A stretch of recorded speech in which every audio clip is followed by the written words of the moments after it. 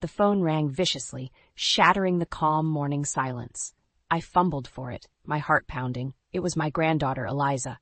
"Grandma," Eliza's trembling voice cracked through the line. "Please, you have to help me." Panic gripped me instantly. "Eliza? What's wrong, honey? Where are you?" There was a shuffle, then muffled sobs. I'm locked in the attic. Daddy and Clarissa, they did this to me." White-hot rage blazed through my veins. I steadied my voice, clinging to control. "The attic? At their house?" "Yes," she whimpered. "I'm so scared, Grandma. Please come get me." "I'm on my way, baby girl. Just hang tight." I grabbed my keys with one hand, phone clutched in the other. "Everything will be okay, I promise." The suburban streets blurred past as I broke every speed limit to reach my son Derek's sprawling mansion. I'd handed over the keys to my family home when he convinced me he and his horrible wife, Clarissa, would care for Eliza after my daughter's tragic death. But I'd had my doubts from the start. I threw the car into park and burst through their front door, Eliza's frightened words echoing in my mind. "Derek? Clarissa?" No answer. I charged upstairs, throwing open doors, fists clenched. An attic hatch door hung ajar near the end of the hall. I yanked it down and scrambled up into the sweltering, cramped space. There sat my beloved Eliza, eyes wide with terror, body trembling. My heart shattered into pieces. "Oh, Eliza." I scooped her bony frame into my arms.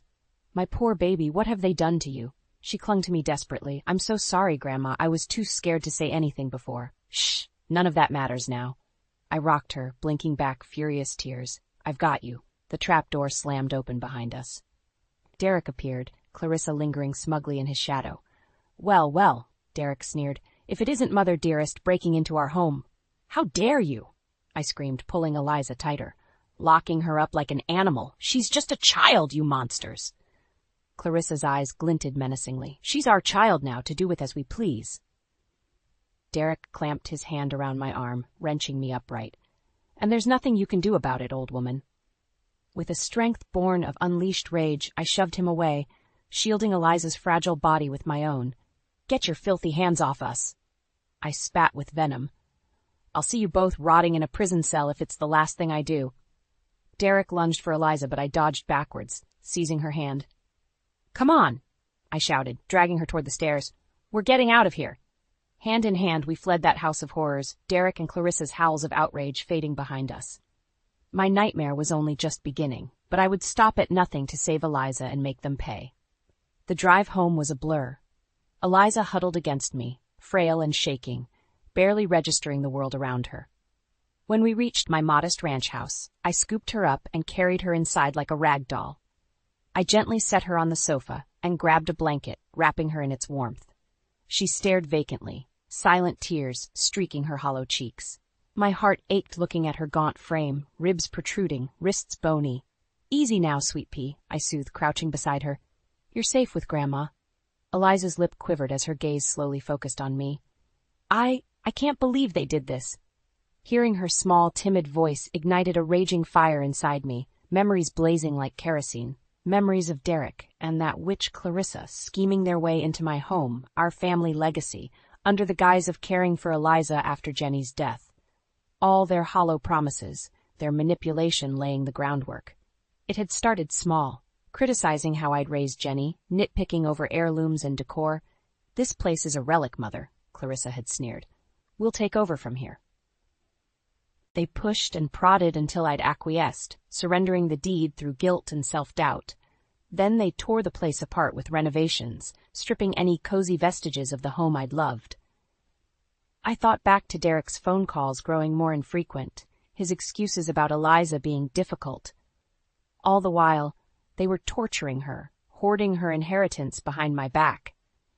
"You won't ever have to worry about that miserable brat again." Clarissa had laughed in the driveway last Christmas. "We'll take care of everything from now on." The final insult, moving into that gaudy mansion with their ill-gotten riches, cutting me out completely. I should have known, should have acted sooner. But no more. "Grandma?" Eliza's plaintive voice brought me back to the present. She stared at me with wounded eyes. With a deep breath, I forced my muscles to unclench. "It's going to be all right, honey. I won't let them hurt you ever again." "How can we stop them? They're too powerful." Her voice cracked with fear. "Not this time." I set my jaw, looking her square in the eye. This time, they picked the wrong battle. A flicker of hope sparked in Eliza's expression. What are you going to do? First, we document every vile thing they've done, the abuse, the neglect, the theft. I stroked her matted hair soothingly. Get you medical care to prove the extent of their cruelty, then we fight back with the full force of the law and take everything from them. Eliza's eyes widened, then hardened with determination. Including your house? Especially my house? I growled. They think they can steal our legacy, treat you like garbage? They're going to pay for every single crooked, heartless deed. This I swear. Eliza lunged forward, throwing her skeletal arms around me as sobs racked her tiny frame. I held her tightly, a steely resolve forming. After a lifetime of being stepped on, trampled over by those closest to me, I'd been broken and beaten down one too many times. But no more. Derek and Clarissa had poked the hibernating bear, and they were about to feel the full force of my wrath. The next morning, I woke before dawn with a vengeance. While Eliza slept fitfully, I began making calls. My first target, reconnecting with an old friend from my younger days, Sam Barker. Sam had joined the police force right out of high school, working his way up to detective sergeant over the decades. I'd lost touch after Jenny's birth, but his number was etched in my brain. Marianne Wells? His gruff voice crackled over the line after several rings. Well, I'll be damned, it's been too long. Sorry for the early call, Sam, but I'm in a real mess. I quickly filled him in on the situation with Derek and Clarissa, my voice wavering with anger. Those rat bastards locked up a kid in an attic. Sam growled. Just hold tight, Marianne. I'm coming over soon as I can with my team. 2 hours later, Sam arrived towing 3 young officers and a paddy wagon. All right, you mutants, he barked at the fresh-faced cops while I made Eliza some toast. This is a clear-cut case of child endangerment and unlawful imprisonment. I want every shred of evidence bagged, tagged, and logged. The officers scattered down the hallway toward the guest room, cameras flashing. They returned pale-faced, hauling duffel bags bulging with evidence, ratty clothing, moldy food containers, rusty chains. Christ! Sam rubbed his prickly jaw, shaking his head slowly. I told you. My voice was flat, emotionless. Now can we nail those sadistic bastards? With what these kids brought back? He clamped a meaty hand on my shoulder. We can bury him under the prison. Sam insisted on taking Eliza to a child advocacy clinic for a full examination while his team combed through the mountains of evidence. I knew seeing the lurid photos and medical reports would be brutal, but it was a necessary cruelty to ensure justice. After a minor makeover switching out my bathrobe for slacks and a blazer, I moved on to my next mission, finding a junkyard dog litigation attorney. Thumbing through an outdated Rolodex, I landed on the name Madeline Schofield. Madeline Schofield, a brusque female voice answered. I cleared my throat, launching into my spiel. By the time I finished laying out Derek and Clarissa's atrocities, there was a lengthy pause on the other end. My office, 30 minutes. Click. Madeline's corner office looked like an upscale boxing gym with heavy bags and speedballs crammed among the legal briefs. The stern-faced brunette in a crimson pantsuit regarded me flatly as I took a seat. So let's go over this hellacious laundry list one more time. I laid it all out again. The staged home takeover, financial manipulation, escalating cruelty toward my beloved Eliza, culminating in her imprisonment. Madeline's face remained stoic, but her jaw twitched angrily. You've documented and cataloged everything? Down to the last stomach-churning photograph, I said darkly. We've got them by the family jewels on multiple felony charges. A grim smile crept across Madeline's face. Then let's return the favor and hit them where it really hurts. A hard nod. Destruction of a family and criminal conspiracy to commit fraud. We take them for every last penny. Now you're talking my language, Miss Schofield. Madeline slammed her palm on the desk, emphatic ally. The house, the assets, all of it gets signed back over into your names, and those 2 depredates can enjoy their family reunion behind bars. A feral grin spread across my face, mirroring hers. With Sam and Madeline locked and loaded, Derek and Clarissa didn't have a prayer. The reckoning was coming, and they were going to burn. Over the next few days, Madeline and I hunkered down, meticulously constructing our case against Derek and Clarissa. Evidence logs and medical records were carefully organized. every tiny detail scrutinized. I wanted it all locked up tighter than Fort Knox. Sam tracked down surveillance footage from neighboring houses, piecing together a grotesque pattern of neglect and psychological abuse. We had them dead to rights. Now it was time to set the trap. We need to get those bastards on record openly admitting their actions, Madeline said, clasping her hands on the desk, a smoking gun to leave zero reasonable doubt. You're talking about wearing a wire? I felt a rush of nerves. Against my own son? This stopped being about family ties a long time ago? Madeline's eyes bored into me with steely resolve. You want justice for Eliza or not? I swallowed hard and gave a terse nod. You're right. What do I need to do? 2 days later, Madeline's private eye arrived carrying a briefcase full of surveillance gear, microcams, concealable mics, you name it. As he got me wired up, Sam pulled me aside. You sure you want to go through with this, Marianne? His gruff voice dripped with fatherly concern. We've got enough to bury them already without taking this risk. It's not a risk I'm willing to accept, Sam. I gripped his arm firmly. Those two remorseless sociopaths don't get to hide anymore. I want the world to see them for the soulless monsters they truly are. Sam held my gaze a moment, then nodded slowly. Just be careful out there, you hear? With Madeline and Sam monitoring remotely, I took a deep breath and headed over to the mansion. My skin crawled just breathing the same air as that place. I rang the bell with a trembling hand. Clarissa answered, sneer already plastered across her sickly made-up face. Well, if it isn't Granny Clueless? I fought to keep my expression neutral. Cute, we need to talk, now. She rolled her eyes theatrically. Fine, but make it quick. I have a pedicure at noon. I followed Clarissa's bony figure through the garish marble foyer toward the living room. Derek was slumped in a leather chair, idly flipping through stock reports. Oh, look who it is, he smirked without looking up. Come to beg for scraps? Don't flatter yourself. I crossed my arms, glaring between them with disgust. I came to hear it straight from you two cretins. Clarissa frowned in mock confusion. Hear what exactly? What you did to Eliza, I replied evenly. Every ugly, despicable detail. Derek's head snapped up, eyes flashing angrily. Clarissa let out a grating cackle. You mean our daughter? Her voice dripped with disdain. Your meddlesome little brat is lucky we allowed her to live under our roof at all. Watch your mouth, I warned through gritted teeth. Derek slammed his reports down, rising to his full intimidating height. Or what? He loomed over me, hot rancid breath fanning my face. I'll say whatever I damn well please about that worthless sack of bones. She was nothing but a money pit from the day we got saddled with her. Clarissa railed hatefully. A repulsive drain on our finances and our lives. We did the world a favor keeping that sniveling wretch out of sight and mind, Derek growled. White-hot rage shot through my veins, but I fought to stay calm, wanting every last vile admission on record. So the abuse, the imprisonment. My voice was laced with forced casualness. That was your idea of tough love? Clarissa let out a depraved cackle. You're damn right it was. Maybe next time it'll be a pine box instead of an attic if she remains this ungrateful. That was all I could stomach.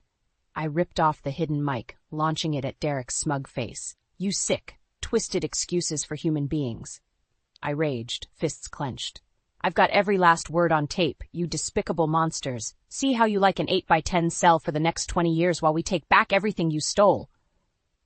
I whirled on my heel and stormed out, their shocked screams echoing behind me.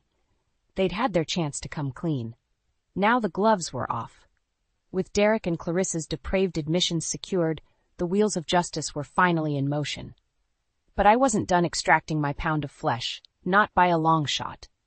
Those sadistic monsters had shattered my family, tortured my innocent granddaughter, and looted my legacy like common thieves. They needed to be publicly disgraced, humiliated on a global stage. Fortunately, in this digital era, reputations could be dismantled at a keystroke. While Madeline set the legal machinery churning, I made a few very special phone calls. First up was my old college pal, Stella Rand, now a regional editor for a popular online magazine. We may have majored in seemingly disparate fields, her journalism, me women's studies, but we'd bonded over a shared love of seeing arrogant jerks taken down a peg. Stella, it's Marianne Wells. My voice was grim over the line. You know that story we always dreamed of writing? The one exposing some self-entitled elite pricks? She caught my deadly serious tone immediately. I'm listening.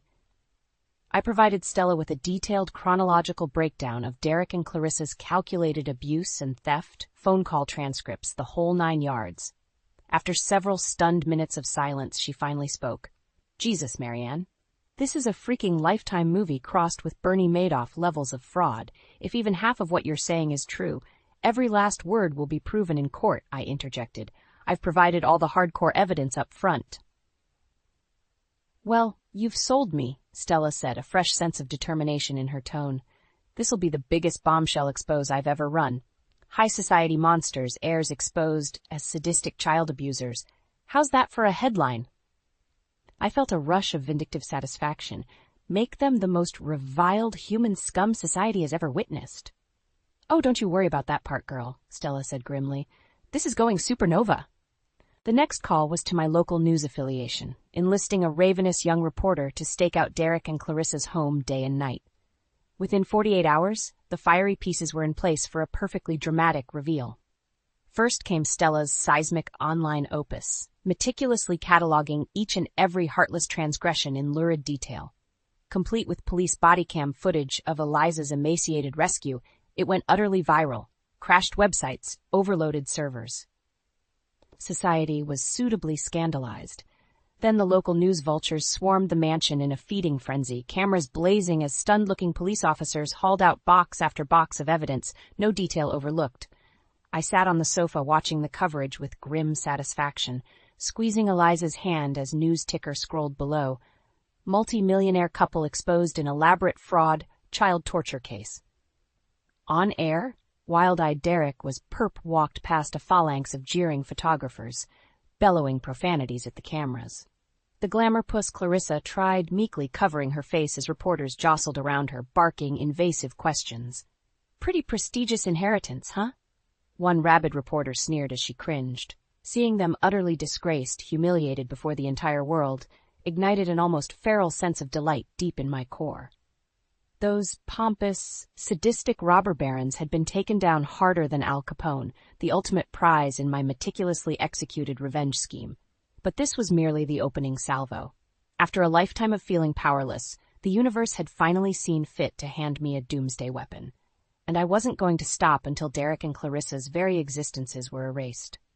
A shadow fell across Eliza, who hugged her knees tightly.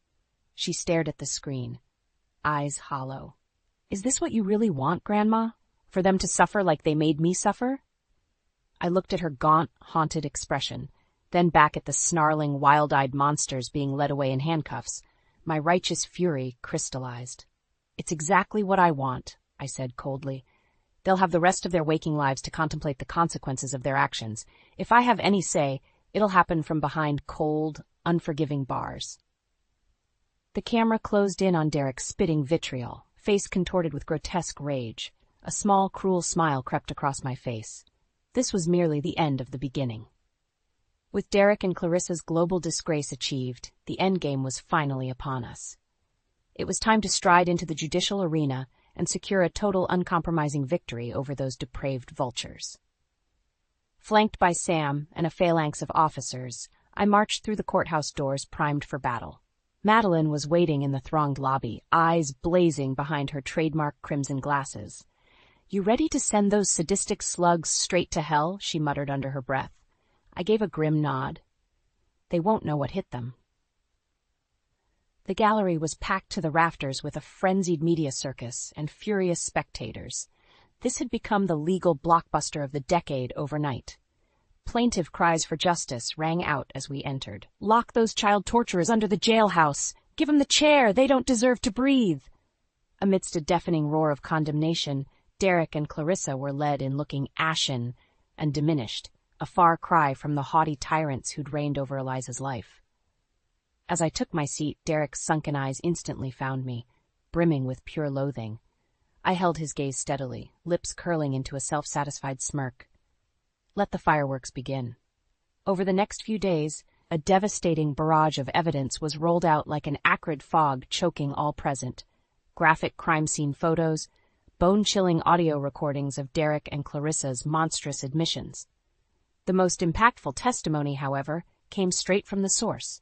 Eliza herself took the stand, her words lancing through the hushed courtroom. They told me no one was coming for me," she said in a tiny, trembling voice, "that Grandma had stopped loving me and I deserved to be punished." She trailed off, dissolving into silent tears that pierced my very core. For all the hatred blazing within me, this poor child's suffering would forever haunt my soul. After the emotional barrage, Madeline took center stage with a fierce closing argument skewering Derek and Clarissa as soulless vipers corrupted by wealth and power. These reprehensible excuses for human beings perpetrated unspeakable atrocities upon a defenseless little girl, perverting even the most sacred family bonds in service of their own sick greed and depravity. Her fiery words whipped the crowd into a frenzy. They belong in a subterranean pit where the very concept of sunlight is memorialized myth, but for the moment, cages will have to suffice. Derek erupted from his seat in a wild fury, straining against the bailiff's restraints. "You desiccated old bat! We're going to have you disbarred and deported to the 9th Circle." The judge furiously gavelled for order as Clarissa collapsed into gulping sobs. After the pandemonium subsided, his wheezing voice addressed the jury. "Members of the jury, I don't think I've ever witnessed such a complete abandonment of human decency and dignity as the actions of these individuals." He visibly shuddered. "In all my years of public service, I have never confronted such a stark illustration of the depths of generational trauma and exploitation.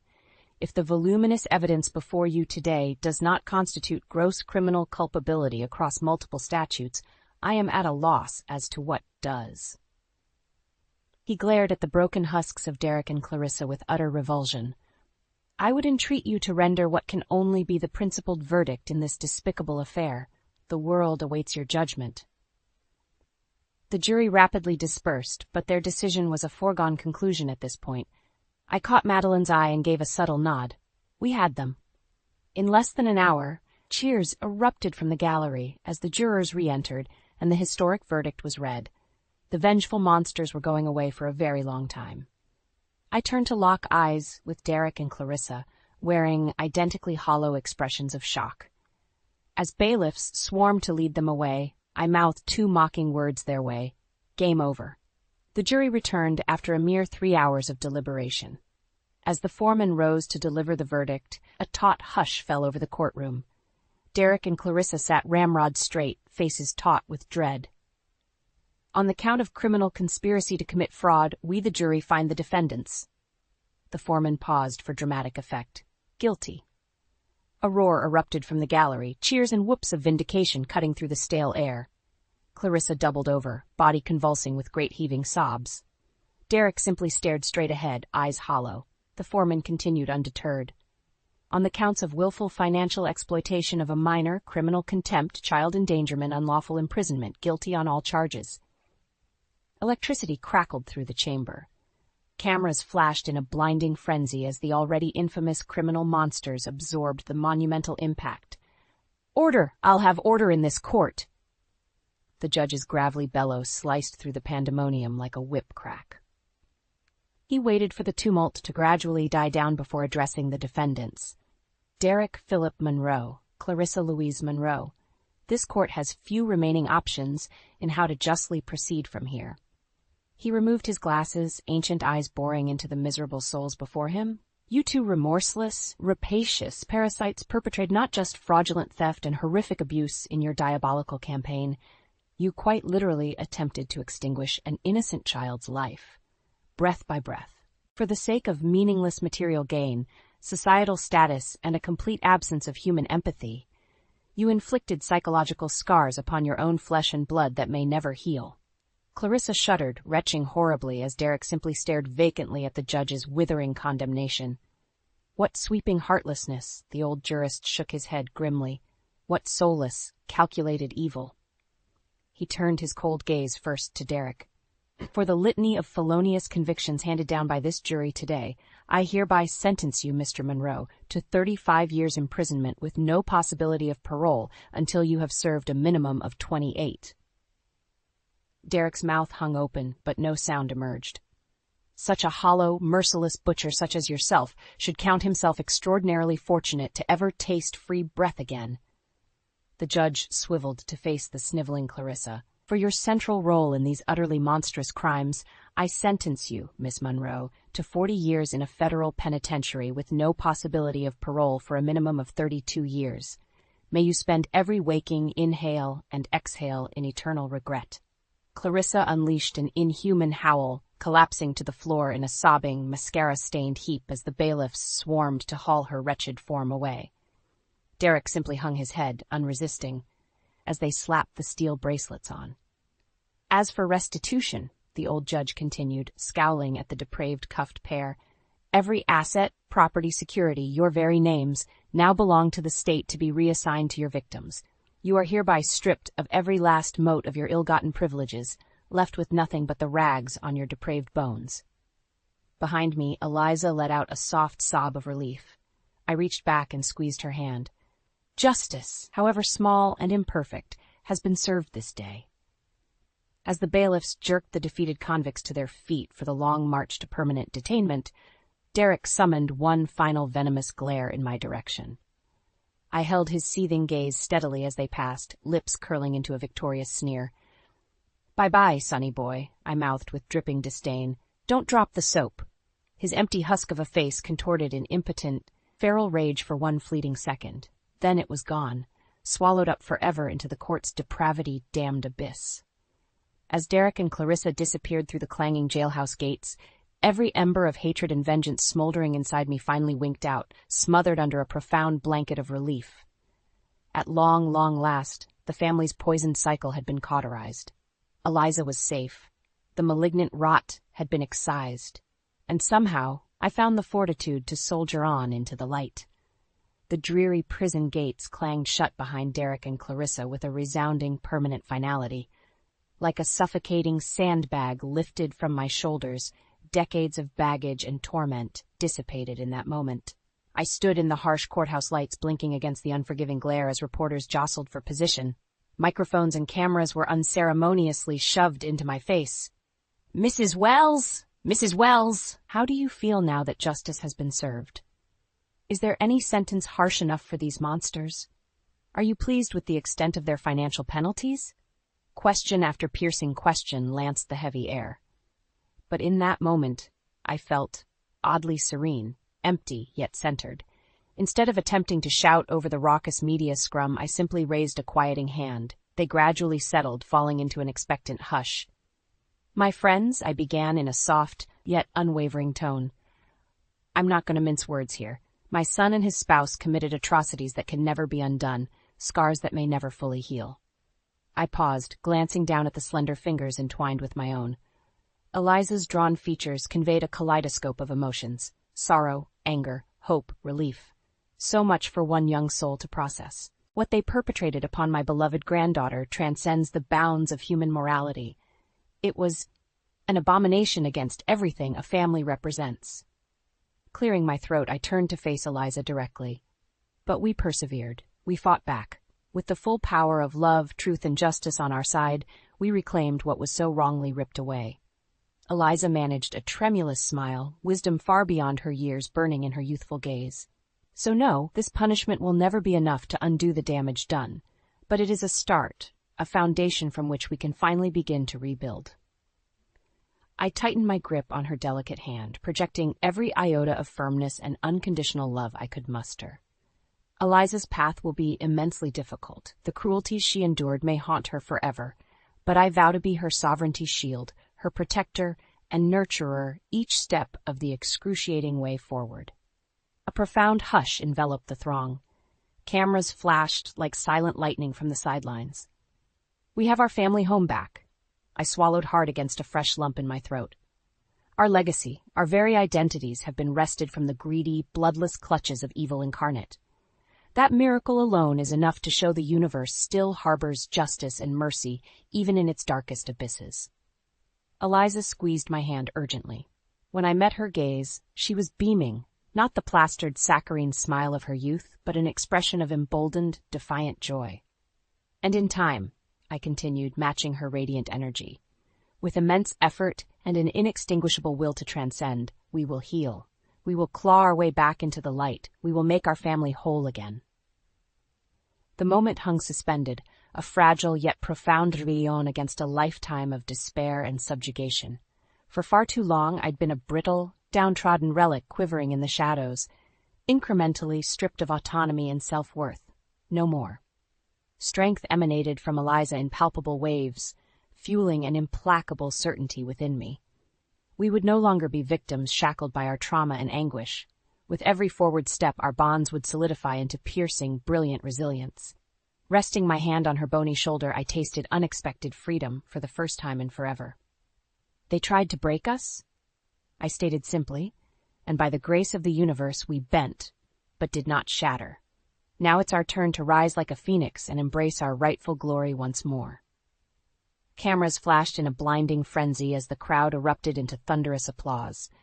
Eliza buried her face in my chest, dissolving into tears of long-delayed catharsis.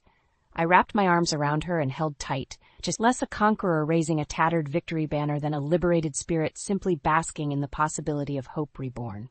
The trial was over. Our sentences had been meted.